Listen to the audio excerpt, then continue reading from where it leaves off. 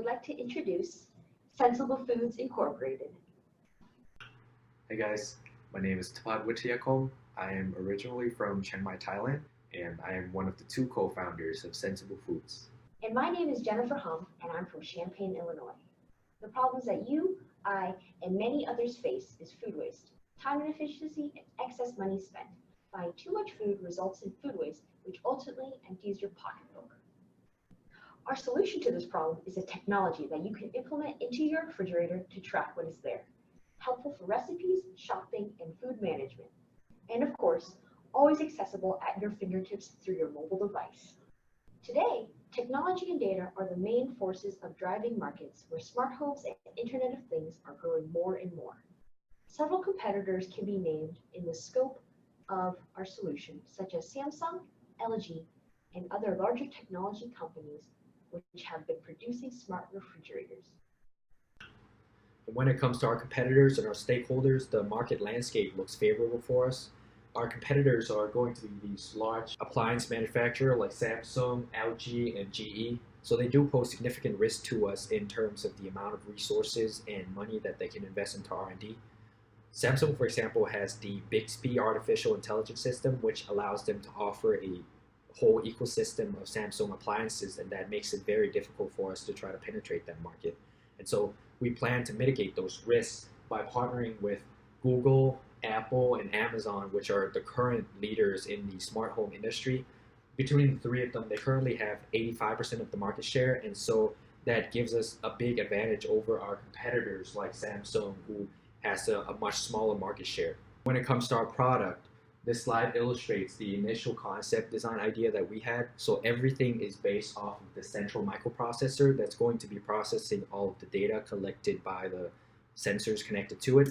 And so we have the camera that provides the real-time visual data that gets run through an object recognition software, and that helps it identify what object it sees in the refrigerator. And then that data gets mapped to the X and Y coordinate of the weight that it senses, and that's going to be able to tell the quantity of that object that it has at any point in time.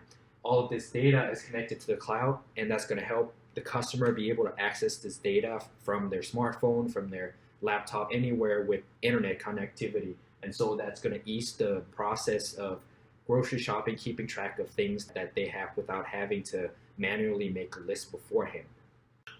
So after our initial design concept ideas, we then started our prototyping stage by modeling up our product in the CAD software.